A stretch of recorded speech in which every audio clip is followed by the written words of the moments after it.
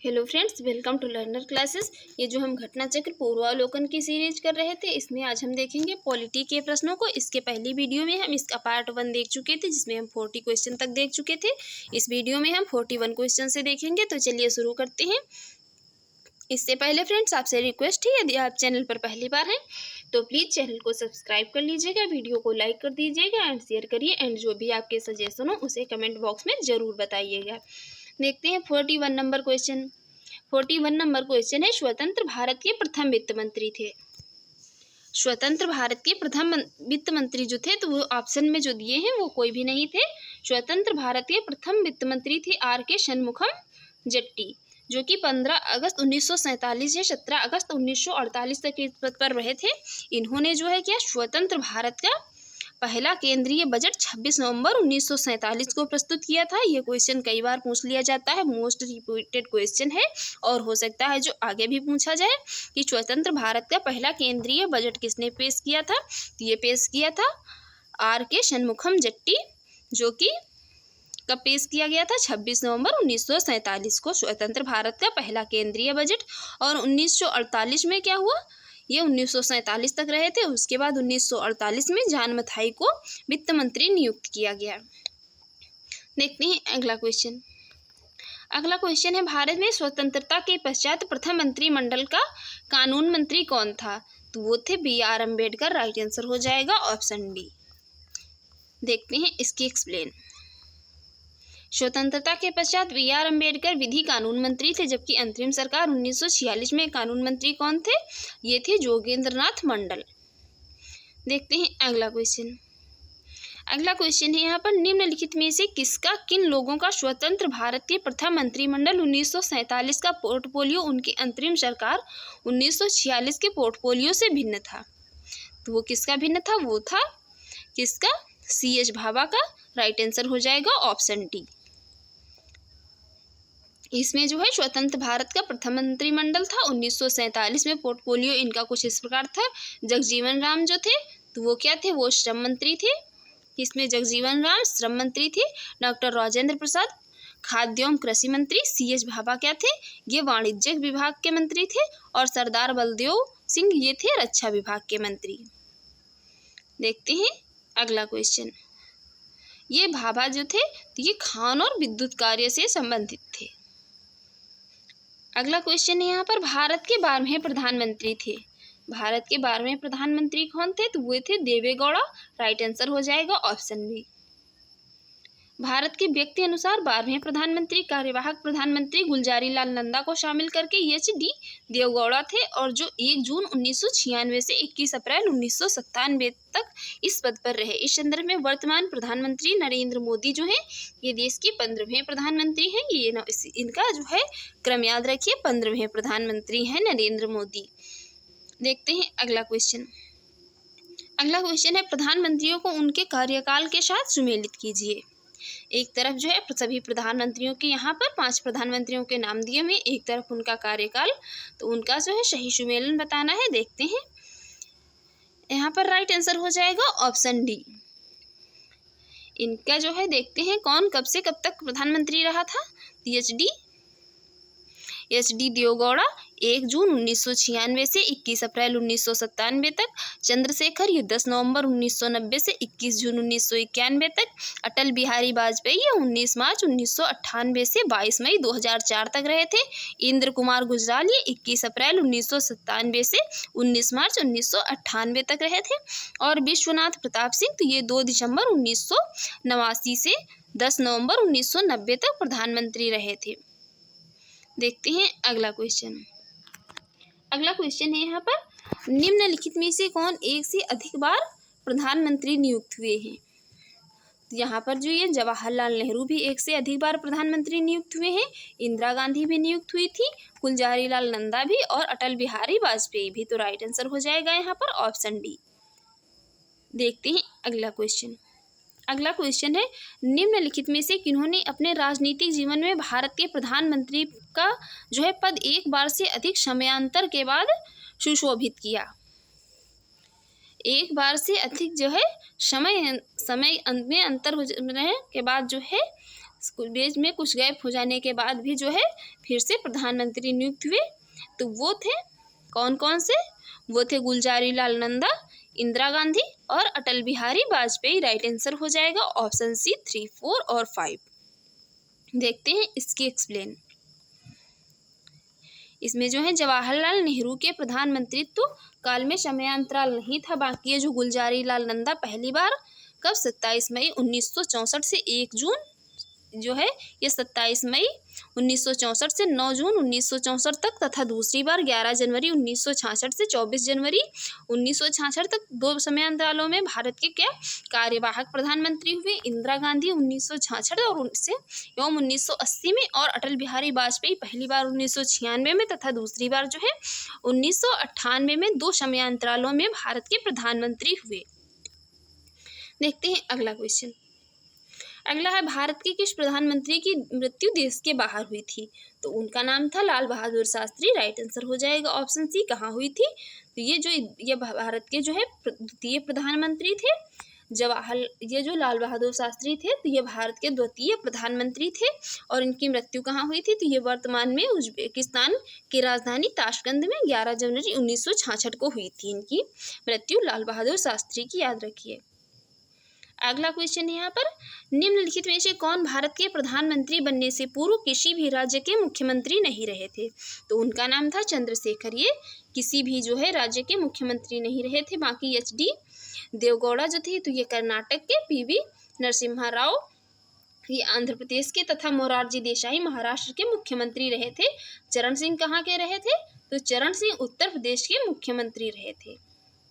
अगला क्वेश्चन है यहाँ पर, निम्नलिखित में से कौन भारत के प्रधानमंत्री बनने से पूर्व किसी राज्य के मुख्यमंत्री नहीं रहे थे? तो उनका नाम था चंद्रशेखर। अगला क्वेश्चन है यहाँ पर, निम्नलिखित में से कौन अपने प्रधानमंत्रित्व काल में लोकसभा के सदस्य थे? तो वो कौन थे? Chandrashekhar. Right answer option C. Deve Gowda, I.K. Gujral एवं जो है डॉक्टर मनमोहन सिंह अपने प्रधानमंत्रित्व में लोकसभा सदस्य नहीं बल्कि राज्यसभा के सदस्य थे। जबकि चंद्रशेखर 10 नवंबर 1990 से 21 जून 1991 के मध्य भारत के प्रधानमंत्री थे और इस दौरान वे बलिया लोकसभा निर्वाचन क्षेत्र से सांसद थे। देखते हैं अगला क्वेश्चन। अगला क्वेश्चन है यहाँ पर, भारत के प्रधानमंत्रियों में कौन अपने कार्यकाल में संसद में कभी भी उपस्थित नहीं हुआ? तो वो एक थे Chaudhary Charan Singh. Right answer option D. Chaudhary Charan Singh 28 जुलाई 1979 से 14 जनवरी 1980 तक भारत के प्रधानमंत्री रहे थे। उनके पूरे कार्यकाल के दौरान लोकसभा की बैठक ही नहीं हुई थी। लोकसभा की निर्धारित बैठक से एक दिन पूर्व ही क्या हुआ, कांग्रेस द्वारा समर्थन वापसी के कारण चौधरी चरण सिंह को प्रधानमंत्री पद से इस्तीफा देना पड़ा। देखते हैं अगला क्वेश्चन। अगला क्वेश्चन है यहाँ पर, निम्नलिखित में से कौन भारत के संघीय वित्त मंत्री रहे?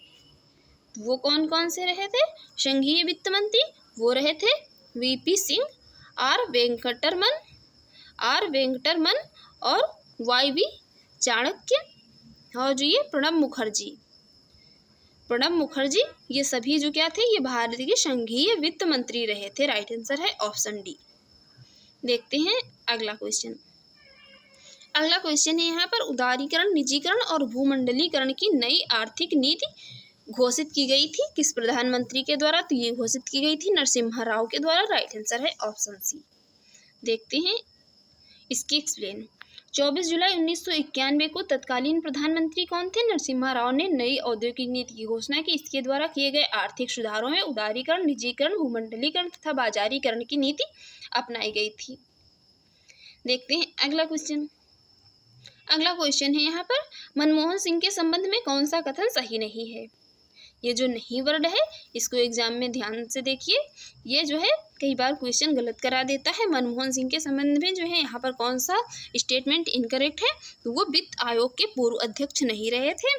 बाकी ये भारत के पूर्व वित्त मंत्री थे, भारतीय रिजर्व बैंक के पूर्व गवर्नर थे और क्या थे, अंतर्राष्ट्रीय मुद्रा कोष में भारत के पूर्व प्रतिनिधि भी थे। कौन? मनमोहन सिंह। देखते हैं अगला क्वेश्चन। अगला क्वेश्चन है यहाँ पर, प्रधानमंत्री मनमोहन सिंह तो उस समय में वो असम से राज्यसभा के सदस्य थे। ये क्वेश्चन 2010 में MPPCS में पूछा गया था। तो वो असम राज्यसभा के सदस्य थे।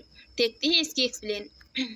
डॉक्टर मनमोहन सिंह वर्ष 2004 से 2014 तक प्रधानमंत्री पद पर रहे थे। वे असम राज्य से सर्वप्रथम 1991 में राज्यसभा के सदस्य चुने गए थे। इसके पश्चात वे लगातार असम से ही 1996, 2001 और 2007 तथा 2013 में राज्यसभा के सदस्य बने।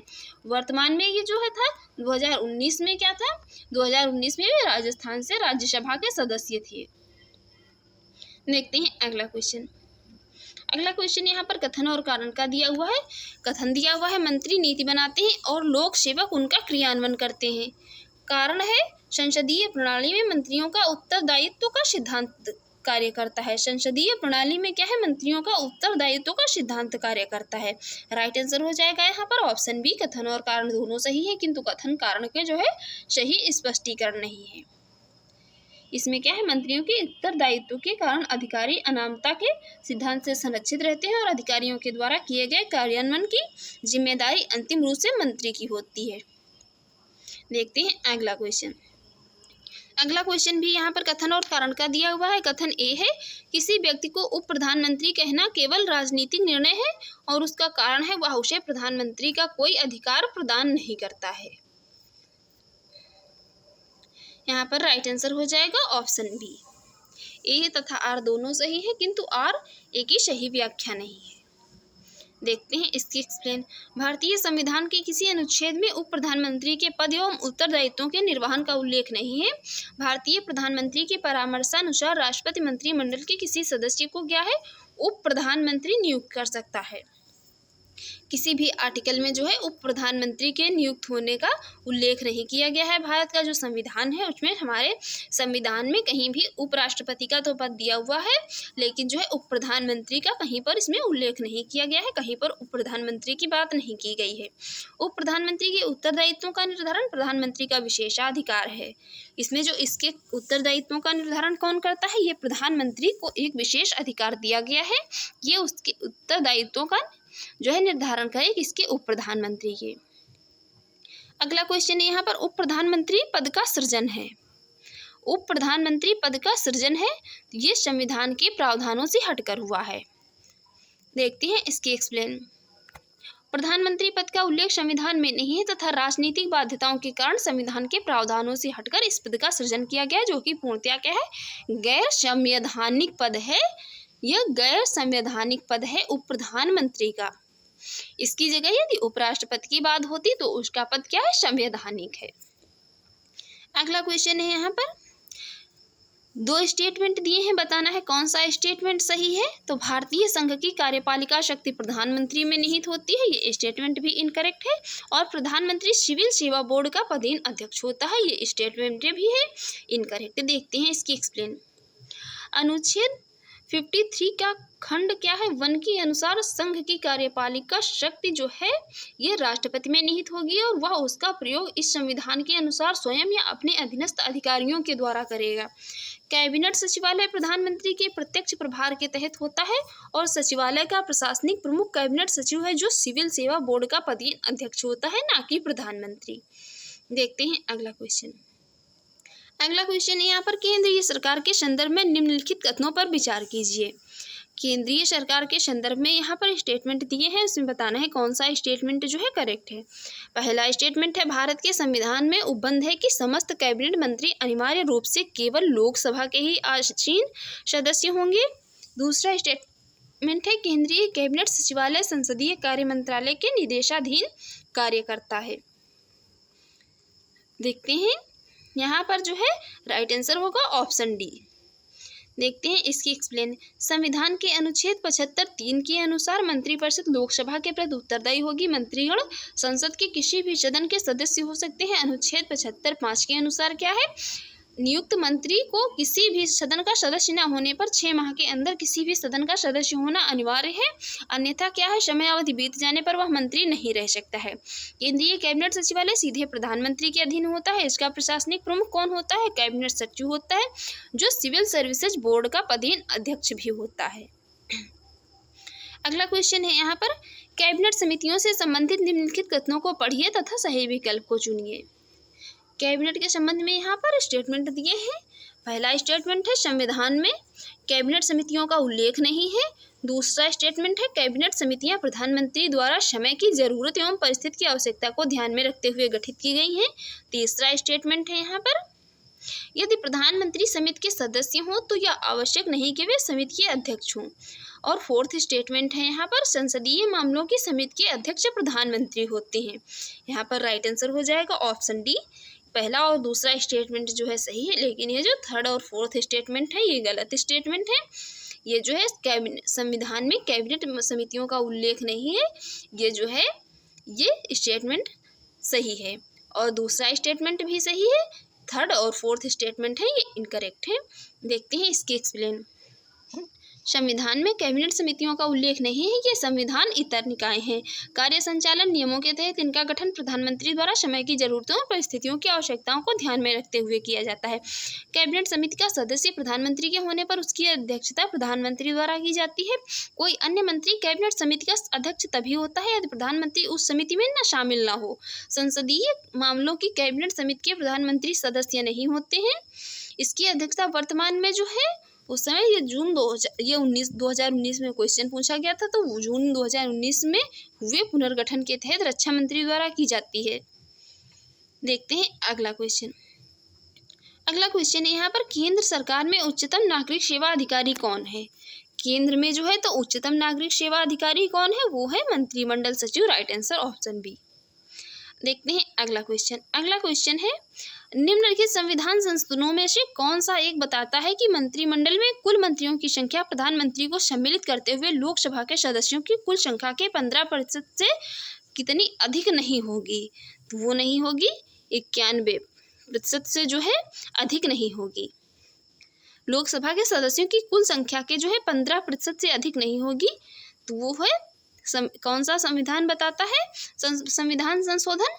ये बताता है 91वां संविधान संशोधन। ये जो 91वां संविधान संशोधन है ये बताता है कि जो ये लोकसभा के सदस्यों की कुल संख्या के 15% से अधिक नहीं होगी। किसकी? ये कुल मंत्रियों की मंत्रिमंडल में कुल मंत्रियों की संख्या। देखते हैं इसकी एक्सप्लेन। 91वें संविधान संशोधन अधिनियम ये कब हुआ था? तो हुआ था 2003 में 91वां संविधान संशोधन के अनुच्छेद 75 में खंड 1 का अनुसार जो है जोड़कर यह प्रावधान किया गया है कि मंत्रिपरिषद में प्रधानमंत्री सहित मंत्रियों की कुल संख्या लोकसभा के कुल सदस्यों की संख्या से के 15% से अधिक नहीं होनी चाहिए। देखते हैं अगला क्वेश्चन। अगला क्वेश्चन यहाँ पर निम्नलिखित में से किस संवैधानिक संशोधन अधिनियम द्वारा मंत्रिपरिषद की संख्या जो है लोकसभा के कुल सदस्यों के 15% की सीमा तक निर्धारित की गई है? तो यह निर्धारित की गई है 91वें संवैधानिक संशोधन अधिनियम 2003 के द्वारा। किसके द्वारा? 91वां संविधान संशोधन अधिनियम 2003 के द्वारा। Right answer option C. देखते हैं अगला क्वेश्चन। अगला क्वेश्चन है यहाँ पर केंद्रीय सरकार के संदर्भ में निम्नलिखित कथनों पर विचार कीजिए।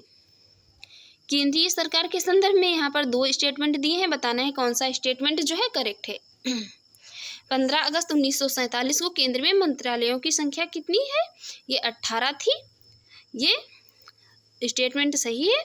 और वर्तमान में केंद्र में मंत्रालयों की संख्या कितनी है? तो ये बता रहा है यहाँ पर 36 है, इसलिए ये स्टेटमेंट जो है इनकरेक्ट है। और राइट आंसर हो जाएगा ऑप्शन ए। इसमें कितनी है? ये 1947 को केंद्र में मंत्रालयों की संख्या 18 थी और वर्तमान में जो है केंद्र में मंत्रालयों की संख्या कुल कितनी है? ये 51 है। देखते हैं अगला क्वेश्चन। अगला क्वेश्चन है यहाँ पर निम्नलिखित में से कौन सा आधिकारिक दस्तावेज भारत से संबंधित है? तो ये मोस्ट इम्पॉर्टेंट क्वेश्चन है। ये बहुत बार पूछा जाता है क्वेश्चन। आधिकारिक दस्तावेज से ये भारत से संबंधित है तो ये है श्वेत पत्र। याद रखिए ये श्वेत पत्र जो है भारत से संबंधित है। और बाकी ये नीली पुस्तिका, पीत पुस्तिका, हरित पत्र ये कोई भी जो है भारत के आधिकारिक दस्तावेज से संबंध नहीं रखते हैं। इसे व्हाइट पेपर के रूप में भी जारी किया जाता है भारत सरकार अथवा उसके किसी मंत्रालय द्वारा। देखते हैं अगला क्वेश्चन। अगला क्वेश्चन है संघीय मंत्रिमंडल का पुनर्गठन किसकी रिपोर्ट पर आधारित था? तो ये आधारित था गोपाल स्वामी अयंगर की रिपोर्ट पर। Right answer option A. N Gopal Swami Ayyangar ने वर्ष 1949 में प्रस्तुत अपनी report reorganization of government machinery में अनुशंसा की थी कि bureau of natural resources and agriculture, bureau of industry and commerce, bureau of transport and communication तथा bureau of labour and social services के रूप में आर्थिक और सामाजिक सेवाओं के लिए उत्तरदायी मंत्रालयों के नए समूह की स्थापना की जानी चाहिए। देखते हैं अगला क्वेश्चन। अगला क्वेश्चन यहाँ पर निम्नलिखित में से कौन सा से मंत्रिमंडल जो है मंत्रिमंडल सचिवालय के कार्य हैं। इसमें 3 स्टेटमेंट दिए हैं, इसमें बताना है कौन से मंत्रिमंडल सचिवालय के कार्य हैं।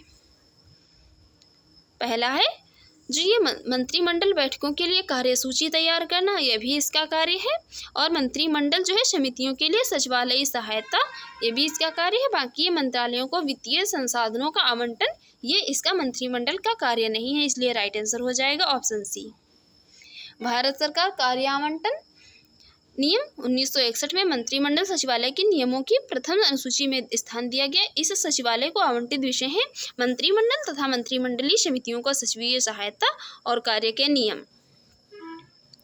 इसमें जो है ये सचिवीय सहायता में कौन कौन शामिल है, तो ये प्रधानमंत्री के आदेश पर मंत्रिमंडल की बैठकें आयोजित करना, मंत्रिमंडलीय बैठकों के लिए कार्यसूची तैयार करना और वितरित करना, कार्यसूची से संबंधित दस्तावेजों का वितरण करना, किए गए विचार विमर्श का रिकॉर्ड तैयार करना और प्रधानमंत्री की अनुमति प्राप्त होने के बाद रिकॉर्ड का वितरण, मंत्रिमंडल द्वारा लिए गए निर्णयों के क्रियान्वयन की निगरानी रखना। ये सब जो है किसके कार्य हैं, ये मंत्रिमंडल और मंत्रिमंडलीय समितियों को उपलब्ध कराई जाने वाली सचिवीय सहायता में शामिल है मंत्रिमंडल सचिवालय द्वारा।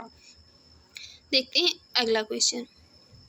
अगला क्वेश्चन है यहाँ पर council of scientific and industrial research का अध्यक्ष कौन है, तो ये हैं भारत के प्रधानमंत्री। Council of scientific and industrial research के अध्यक्ष हैं भारत के प्रधानमंत्री। राइट आंसर है ऑप्शन सी। ये क्या है, ये council of scientific and industrial research के पदेन अध्यक्ष भारत के प्रधानमंत्री होते हैं और केंद्रीय विज्ञान एवं प्रौद्योगिकी मंत्री इसके पदेन उपाध्यक्ष होते हैं। अगला क्वेश्चन है यहाँ पर राष्ट्रीय सुरक्षा समिति का प्रधान कौन होता है, तो ये होते हैं प्रधानमंत्री। राइट आंसर हो जाएगा ऑप्शन बी। अगला क्वेश्चन है स्वतंत्र भारत में प्रथम बार संसदीय सचिव का पद किस वर्ष सृजित किया गया था, तो ये सृजित किया गया था 1951 में। राइट आंसर हो जाएगा ऑप्शन ए। अगला क्वेश्चन देख लेते हैं, इसकी एक्सप्लेन। स्वतंत्र भारत में प्रथम बार संसदीय सचिव का पद वर्ष 1951 में सृजित किया गया था। संसदीय सचिव एक उच्च रैंकिंग का सरकारी पद है। संसदीय सचिवों की नियुक्ति भारत के प्रधानमंत्री करते हैं और संसदीय सचिव का प्रमुख कार्य कैबिनेट मंत्रियों एवं प्रधानमंत्री की सहायता करना होता है। अगला क्वेश्चन है यहाँ पर निम्नलिखित में से किसका सुमेल सही नहीं है। यहाँ पर जो है एक तरफ इनकी समाधियाँ जहाँ पर स्थित हैं वो स्थान दिए हुए हैं, एक तरफ प्रधानमंत्रियों के नाम दिए हुए हैं। इसमें बताना है कौन सा जो है सही सुमेलित नहीं है, तो ये जो डी वाला है यही सही सुमेलित नहीं है। राजीव गांधी की जो है समाधि स्थल इनका ये कर्म भूमि नहीं है, बाकी ये JL जवाहरलाल नेहरू का शांतिवन है और LV शास्त्री का विजय घाट है, इंदिरा गांधी की शक्ति स्थल है। देखते हैं इसकी एक्सप्लेन। राजीव गांधी की समाधि स्थल को वीर भूमि है। समाधि स्थल जो है कि वीर भूमि है, ना कि कर्म भूमि। कर्म भूमि किसकी है, ये कर्म भूमि है राष्ट्रपति शंकर दयाल शर्मा की। समाधि स्थल जो है उसको कहा जाता है कर्म भूमि और राजीव गांधी की है वीर भूमि। इसकी एक जो है याद करने की ट्रिक है, उसको मैं नेक्स्ट वीडियो में आप लोगों को या शॉर्ट में शेयर कर दूंगी। आप लोग हमारे यूट्यूब चैनल पर जो है विजिट करके देख सकते हैं। अगला क्वेश्चन है जय जवान जय किसान का नारा किसने दिया था। ये जय जवान जय किसान का नारा किसने दिया था, तो ये दिया था किसने, जय जवान जय किसान का नारा दिया था लाल बहादुर शास्त्री ने। जय जवान जय किसान का नारा भारत के द्वितीय प्रधानमंत्री थे लाल बहादुर शास्त्री, प्रथम थे जवाहरलाल नेहरू, द्वितीय थे लाल बहादुर शास्त्री। 1964 से 66 के बीच ये भारत पाक युद्ध के समय जो है इन्होंने जो भारत पाक का युद्ध हुआ था 1965 में, उस समय दिया था जय जवान जय किसान का नारा। 1965 में युद्ध हुआ था भारत पाक का, उसी समय इन्होंने ये नारा दिया था जय जवान जय किसान। फ्रेंड्स, यदि आपको हमारी वीडियो अच्छी लगी हो और आपके एग्ज़ाम के लिए यूज़फुल रही हो तो प्लीज़ चैनल को सब्सक्राइब कर लीजिएगा, वीडियो को लाइक कर दीजिएगा एंड शेयर करिए एंड जो भी आपके सजेशन हो उसे कमेंट बॉक्स में ज़रूर बताइए, उस पर ध्यान दिया जाएगा। Thanks for watching.